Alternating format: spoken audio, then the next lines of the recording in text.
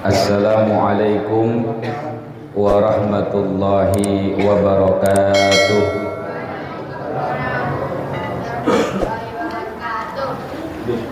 Bismillah walhamdulillah wassalatu wassalamu ala rasulillah Sayyidina Muhammad ibn Abdillah wa ala alihi wa sahbihi wa man nasarahu wa wala wa la hawla wa la quwwata illa billah. Qala rabbi shrah li sadri wa yassir li amri wahlul 'uqdatam min lisani yafqahu qawli, amma ba'du. Hadratul mukarram wal muhtaram, para orang tua, para asatizat, wabil khusus yang saya hormati Ketua RT 07 RW 07 Bapak Ustadz Hanafi, yang saya hormati Ustadz Mahfudin, orang tua kita Bapak Sugiyo, beserta para sesepuh dan tokoh masyarakat yang ada di lingkungan RT 07 serta jamaah sekalian. Mudah-mudahan senantiasa diberikan kesehatan oleh Allah Subhanahu wa ta'ala. Amin, amin ya rabbal alamin. Alhamdulillah, puji syukur kita panjatkan kehadirat Allah Subhanahu wa ta'ala atas nikmat dan karunia-Nya di kesempatan malam hari ini, di bulan haram, bulan yang mulia, bulan Muharram, bulan yang dimuliakan oleh Allah Subhanahu wa ta'ala, yang kata sahabat Nabi sallallahu alaihi wasallam Ibnu Abbas radhiyallahu an, di dalam tafsirnya beliau mengatakan, apabila orang yang beriman melakukan kebaikan di bulan-bulan haram, di antaranya bulan Muharram, dari 12 bulan ada 4 bulan haram, bulan yang dimuliakan Allah. Di antaranya bulan ini bulan Muharram. Ini malam hari ini masuk berarti malam ke-9 Muharram. Maka dilipat gandakan pahala kebajikannya oleh Allah Subhanahu wa ta'ala. Sebaliknya, siapa orang yang di bulan haram, bulan yang dimuliakan oleh Allah, kemudian dia bermaksiat kepada Allah, dia berbuat zalim, melakukan kemungkaran, maka begitu pula dosanya dilipat gandakan oleh Allah Subhanahu wa ta'ala, sebagaimana dia berbeda melakukan di luar bulan-bulan haram. Jadi malam hari ini perkumpulan kita niatnya ibadah, mengumpulkan anak-anak yatim, insya Allah dapat pahala kebajikan yang besar di sisi Allah Subhanahu wa ta'ala. Amin ya rabbal alamin. Salawat serta salam senantiasa tercurah limpahkan kepada baginda Nabi besar Muhammad sallallahu alaihi wasallam, kepada keluarganya, para sahabatnya, serta kepada para pengikut setianya hingga akhir zaman. Mudah-mudahan kita semua termasuk bagian daripada umat Rasulullah sallallahu alaihi wasallam yang senantiasa istiqomah mengerjakan ajaran dan sunnahnya, dan kita berharap mudah-mudahan kelak kita mendapatkan syafaat dari beliau di yaumil akhir. Amin, amin ya rabbal alamin. Hadirin ma'asyiral muslimin rahimakumullah, adik-adik yang berbahagia. Pada kesempatan malam hari ini tadi disampaikan oleh Ketua RT Ustadz Hanafi bahwasannya kegiatan ini dilakukan sebagai bentuk ibadah kepada Allah. Mudah-mudahan kedepannya jadi kegiatan yang istiqomah, terus berlanjut, bukan cuma di tahun ini tapi di tahun-tahun berikutnya. Mengapa melakukan kegiatan menyantuni anak-anak yatim itu begitu dianjurkan dan dicintai oleh baginda Rasulullah sallallahu alaihi wasallam? Karena Rasulullah sallallahu alaihi wasallam sendiri beliau lahir ke alam dunia dalam keadaan yatim. Jadi Rasulullah ketika lahir udah gak punya bapak, sebab di dalam kandungan ibunya ayahnya wafat, meninggalkan beliau dalam kandungan ibu. Betapa ketika baginda Rasulullah sallallahu alaihi wasallam lahir ke dunia tidak melihat sosok ayah di dalam hidupnya, tapi Rasulullah sallallahu alaihi wasallam menjadi orang yang begitu cinta kasih kepada anak-anak yatim. Bahkan Nabi dikatakan sebagai abal yatim, bapaknya para anak-anak yatim. Bahkan Rasulullah sallallahu alaihi wasallam bersabda mengingatkan kepada kita. Apa kata Rasulullah? Ana wa kafilil yatimi fil jannati hakaza wa asyara bis sababati bainahuma.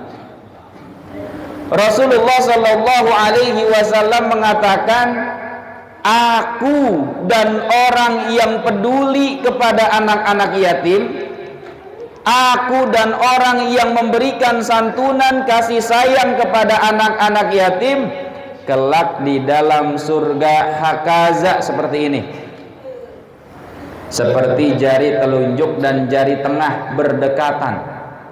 Maka yakin apa yang dikatakan oleh baginda Rasulullah sallallahu alaihi wasallam, kalau kita istiqomah ketika punya rizki, kita santuni anak-anak yatim seperti kegiatan kita malam hari ini, maka yakinlah apa yang kita keluarkan ini kelak di akhirat di surga menjadi pendekat kita dengan baginda Rasulullah sallallahu alaihi wasallam.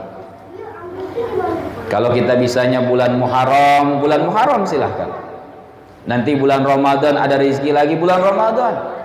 Tiap bulan misalkan kas Nurul Mutakin nih ada banyak. Biasanya tiap masjid musola sekarang punya 2 kas, 2 kotak, 2 tromol.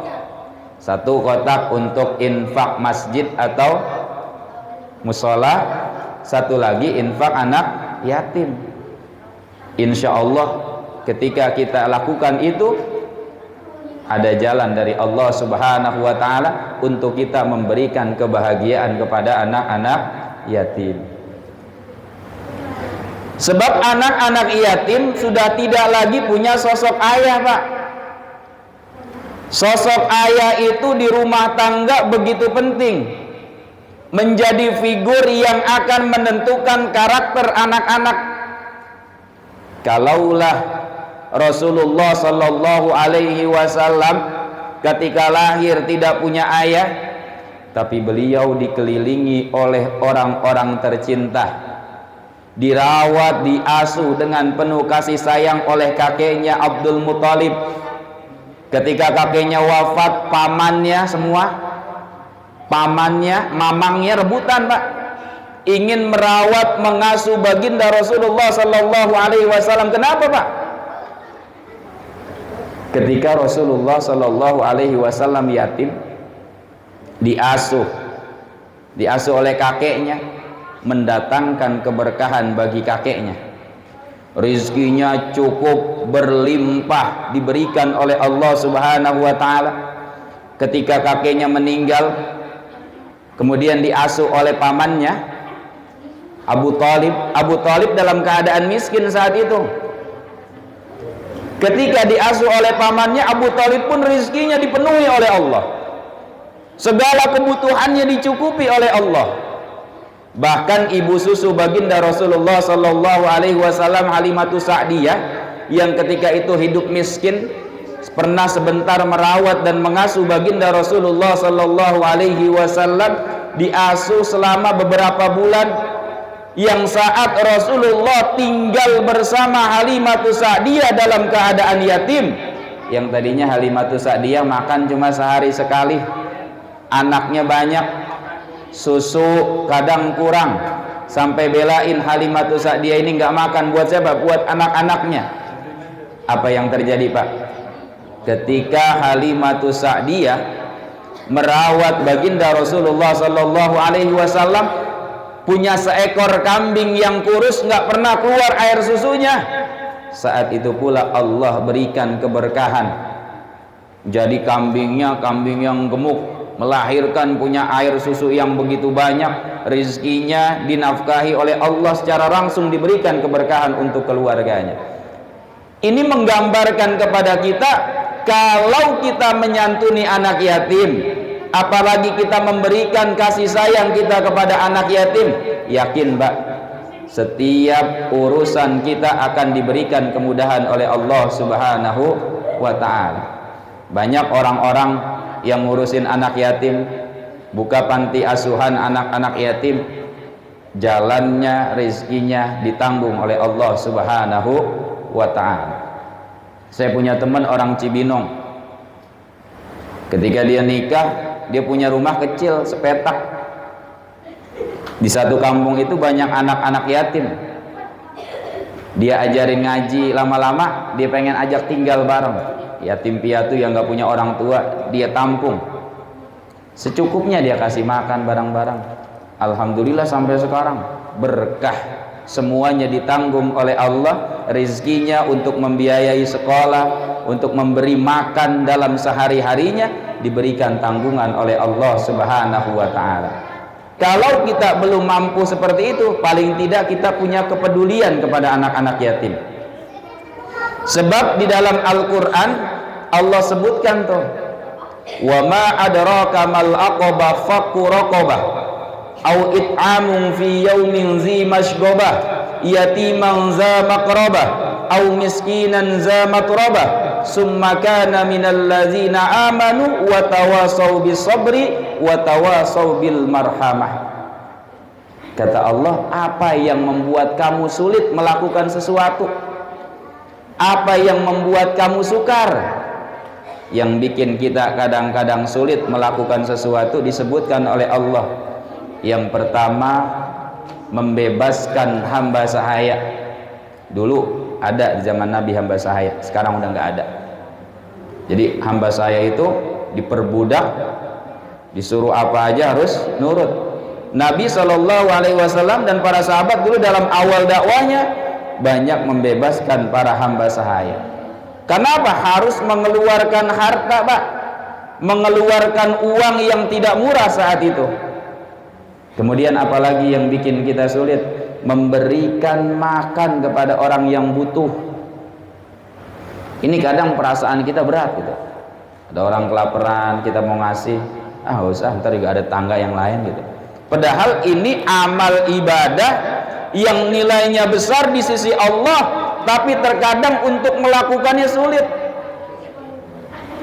Makanya nanti dikatakan oleh Allah di dalam Al-Quran terakhir, yang ketiganya yang terasa sulit untuk dilakukan tapi besar imbalan pahalanya di hadapan Allah adalah memberikan kepedulian kepada orang-orang miskin, memberikan makan kepada orang-orang miskin. Kemudian Allah juga sebutkan yatiman dza maqrabah, membantu anak-anak yatim, para yatim yang dekat dengan kita, yang ada hubungan kerabat dengan kita. Pak, kalau kita punya keponakan misalkan, atau kita punya cucu gitu, anak yatim hubungannya dekat dengan kita, maka ketika kita memberikan bantuan, paling enggak kita kasih jajan tiap dia mau sekolah, apalagi kita kasih biaya untuk dia SPP sekolahnya, yakin Pak, bakal dibalas berlipat-lipat ganda oleh Allah Subhanahu wa ta'ala. Kalau kita enggak punya saudara yang yatim, paling tidak di lingkungan terdekat kita. Saat ini anak-anak yatim yang ada di RW 7 dikumpulkan oleh Ustaz Hanafi, mengumpulkan daripada infak sedekah dari jamaah sekalian. Insya Allah apa yang dikeluarkan akan diganti oleh Allah dan mendatangkan kebahagiaan bagi mereka. Ketika anak yatim tersenyum, Pak, dikasih senang, bahagia, maka yakinlah di saat itu pula Allah akan memberikan balasan keberkahan kepada kita semua. Makanya diajarkan oleh guru saya dulu apa? kalau ngundang anak yatim apa? Datang berikan kebahagiaan, perutnya kenyangin gitu. Pulang berikan hadiah agar mereka berbahagia. Ketika mereka pulang membawa kebahagiaan, maka di situ kita pula akan diberikan kebahagiaan oleh Allah Subhanahu wa taala. Nah, orang-orang yang melakukan perbuatan tadi, Pak, memberikan makan, memberikan pertolongan kepada orang-orang miskin, menyantuni anak yatim, summa kana minal ladzina amanu wa tawasau bis sabri wa tawasau bil marhamah. Mereka adalah orang-orang yang benar-benar beriman. Siapa orang-orang yang beriman?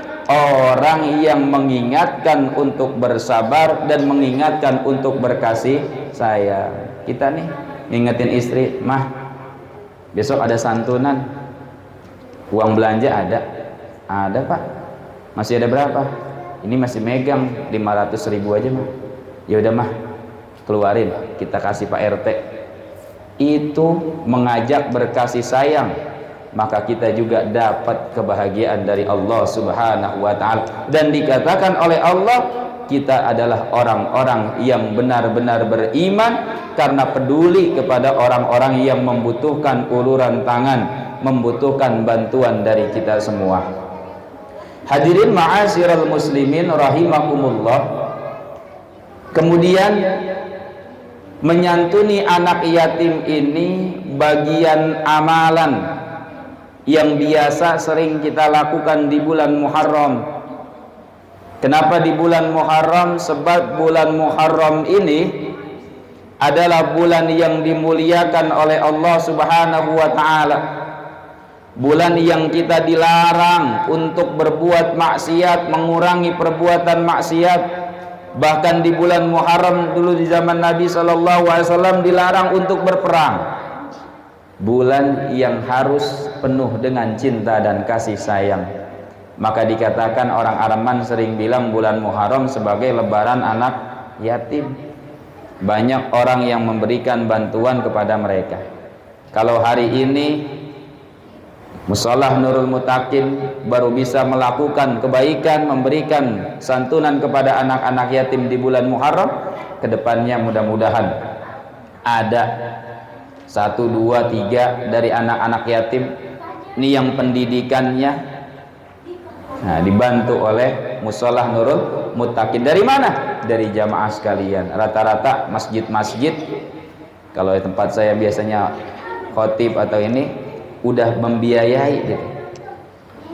Kalau di sekolah, di madrasah juga anak yatim diberikan gratis biaya, nggak bayaran sekolah gitu. Ini bagian kepedulian kita, kepedulian sosial kepada anak-anak yatim. Karena pendidikan ini, Pak, orang yang menuntut ilmu itu pahalanya besar dari Allah.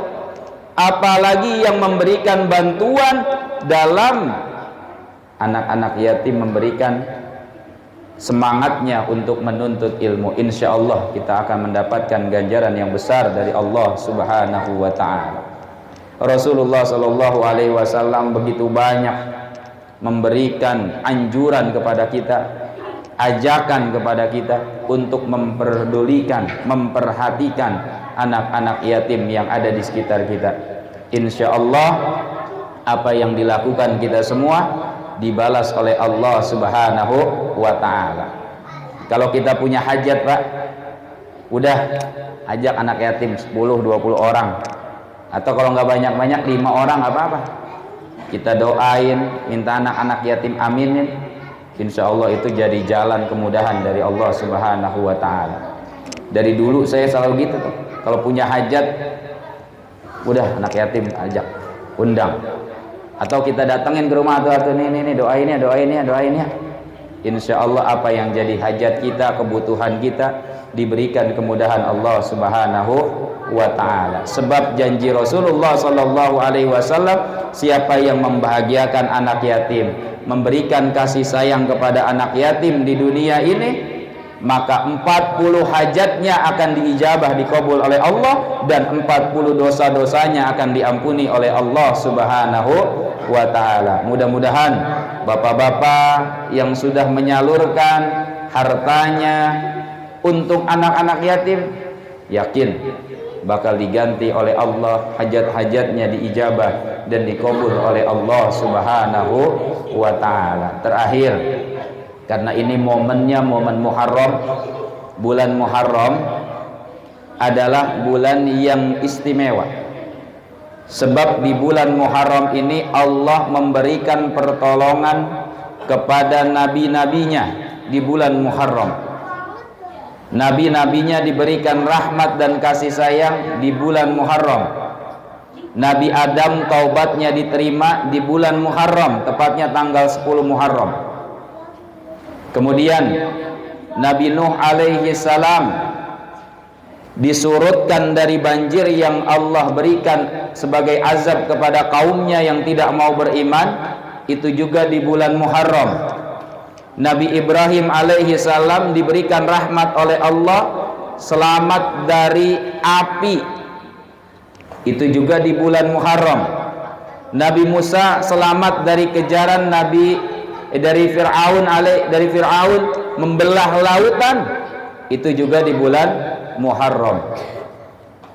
Maka tidak heran 10 Muharram ini kita biasa melaksanakan saum, disunnahkan oleh baginda Rasulullah sallallahu alaihi wasallam. Kapan 10 Muharram? Hari Senin jatuhnya. Jadi malam Senin masuk 10 Muharram, hari Senin 10 Muharram itu dianjurkan kita untuk saum atau berpuasa sunnah, puasa Asyura. Kalau yang ada waktu, besok puasa Tasyu'a, puasa 9 Muharram. Rasulullah ketika di penghujung hayatnya, beliau berpuasa di tanggal 10 Muharram. Dan beliau mengatakan, seandainya nanti aku masih ada umur, masih diberikan kehidupan oleh Allah, maka aku akan berpuasa juga di tanggal 9 Muharram gitu. Maka besok kalau ada waktu puasa, besok nggak sempat, hari Seninnya itu dianjurkan oleh baginda Rasulullah sallallahu alaihi wasallam. Kemudian apalagi yang disunnahkan Rasulullah di tanggal 10 Muharram? Nah, memberikan rezeki yang luas kepada keluarga kita, kepada istri kita, Pak. Nah, tanggal 10 Muharram istri kasih duit belanja, tambahin dikit. Kalau biasanya dikasih duit belanja 50.000 sehari, tanggal 10 Muharram tambahin jadi 60.000 ya gitu, paling nggak lebihin dikit. Supaya apa? Mengamalkan apa yang dicontohkan oleh para ulama, yaitu memberikan keluasan rizki di tanggal 10 Muharram kepada istri kita. Kita punya anak, kasih jajan tambahan nih 10 Muharram, memberikan kebahagiaan, memberikan kasih sayang. Yang terakhir, di bulan Muharram amalan yang dilakukan untuk diperbanyak apa? Kita beristighfar, memohon ampun kepada Allah Subhanahu wa ta'ala. Kita baca istighfar dah banyak-banyakin. Astaghfirullahaladzim, atau istighfarnya Nabi Adam, Rabbana zalamna anfusana wa illam taghfir lana wa tarhamna lanakunanna minal khasirin. Atau istighfarnya Nabi Yunus, la ilaha illa anta subhanaka inni kuntu minaz zalimin. Apapun itu istighfar kita yang baca, yakin itu jadi amalan yang baik yang mendapatkan pahala besar di sisi Allah Subhanahu wa ta'ala.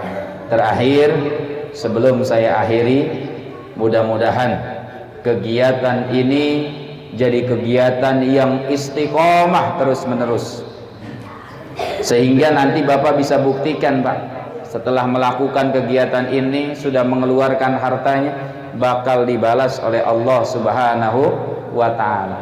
Paling sedikit Allah balas 10 kali lipat. Selebihnya apa?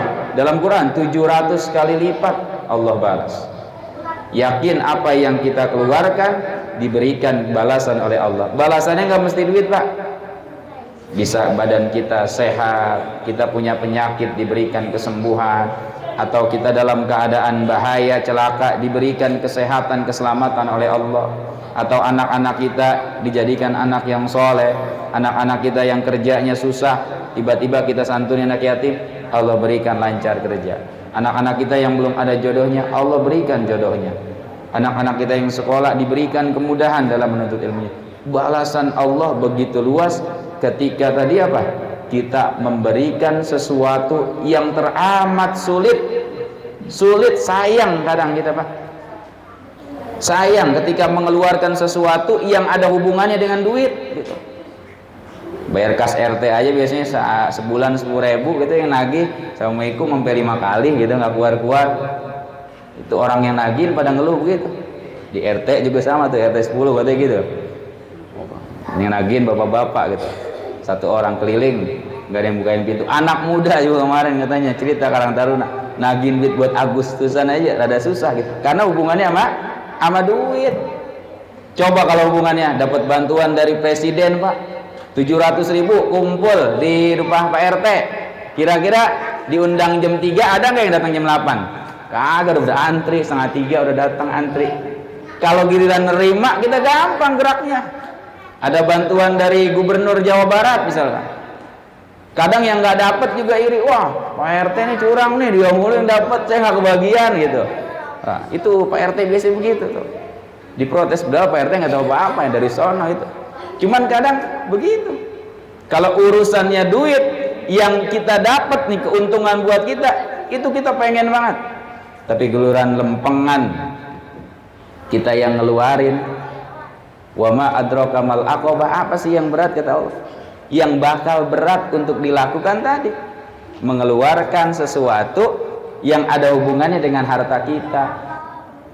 Tapi yang Allah sukai disebutkan kepada Nabi Musa alaihissalam, yang paling aku cintai, ibadah yang aku senangi adalah ketika engkau mengeluarkan hartamu untuk memberikan pertolongan kepada orang-orang yang membutuhkan. Siapa orang-orang yang membutuhkan tadi? Hamba sahaya, ada orang miskin, ada orang kelaparan, ada anak-anak yatim yang ada di sekitar kita, itu kita beri bantuan.